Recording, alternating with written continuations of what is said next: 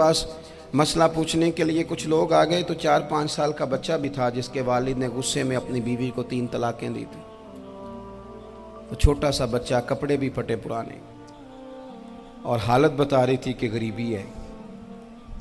तो जब मैंने मसला बताया कि 3 तलाकें हो गई हैं तो वापस जाने लगे, तो बच्चा मुझसे कहता है, देहाती आदमी, तो कहने लगा, मौलवी साहब मेरी अम्मा ते नानी कहनी असन पूछ के आई आप कि हुण असी लहदा ही रहना है।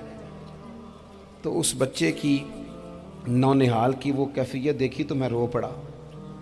मैंने कहा यार ये बच्चा बेचारा माँ बाप के होते हुए ये यतीमों जैसी ज़िंदगी गुजारेगा क्योंकि बाप ने तलाक दे दी। किस तरह मसाइल नहीं बताए लोगों को, तालीम से आगाही नहीं किया। और इसमें बहुत बड़ा जुल्म है उन लोगों का भी जो जनाजे पे खड़े होके तो कह देते हैं, मेरी तरह के लोग, अच्छे उलमा की बात नहीं करता, वो कह देते हैं देखो जिन लोगों को जनाजा नहीं आता, भैया आपने किस दिन इशा के बाद क्लास लगाई थी जनाजा सिखाने की? ये तो आपने कह दिया लोगों को कुरान जी ठीक नहीं आता। तो यहाँ तो बेचारी बीबियाँ जिनको सही पढ़ना नहीं आता वो मिशन बना लेती हैं कि मैंने इतने 100 को कुरान पाक पढ़ाना है, बेवा हो गई हूँ, तलाक याफ्ता हो गई हूँ, सारी ज़िंदगी कुरान पढ़ाऊँगी। हम क्यों ये मिशन नहीं बनाते, क्यों इस तरफ सफ़र नहीं करते? एक तो दीनी मालूमात में, दीनी उलूम में अपने आप को लगाएं और ज़ौक़ पैदा करें कि जो चीज़ें मुझे नहीं आती मैंने वो सीखनी है, जो मामलात मुझे नहीं आते मैंने उनकी तरफ सफ़र करना है। एक तो अपना ये मिजाज बनाएं। और जब आप दीनी उलूम सीखते हैं तो पता है कौन सा मंज़र कायम होता है? मंज़र वो बनता है कि हज़रत अबू हुरैरा भी दीन सीखा करते थे, हज़रत अब्दुल्ला इब्न उमर भी असहाबे सुफ़ा में रहा करते थे, हज़रत अनस बिन मालिक भी रहा करते थे। और ऐसा मंज़र बनता है कि हज़रत सैयदा खदीजतुल कुबरा रज़ी अल्लाह तआला अन्हा फरमाती हैं, सैयदा फ़ातिमा हुज़ूर की गोद में बैठी होती थी और नबी पाक से बातें पूछती थी और हुज़ूर उन्हें बता रहे होते थे। सैयदा आयशा हुज़ूर से दीन की बातें पूछती।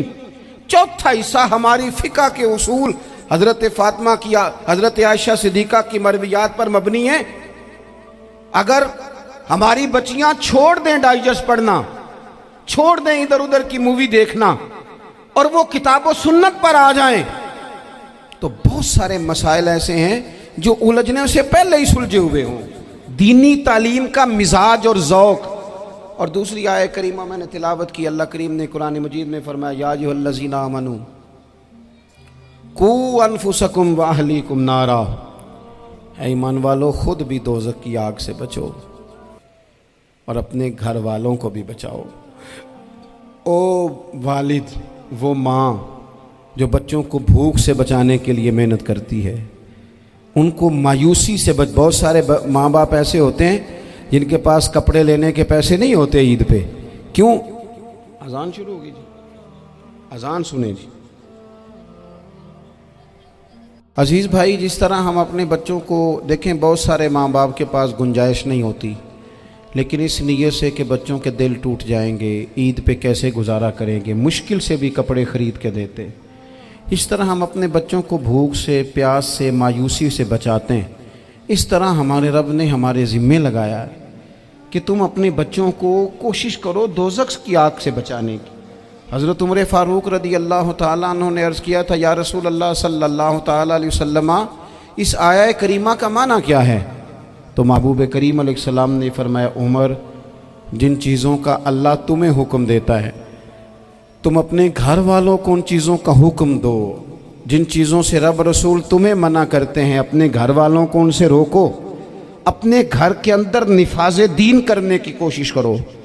मेरे भाई, बहुत ज़्यादा आजमाइश है हमारे घरों में, बेचैनियाँ हैं, इज़्तिराब है, बच्चों में सख्ती है, बहन भाई एक दूसरे के साथ लड़ते हैं, मिजाजों में तलखी आ गई। क्यों भला?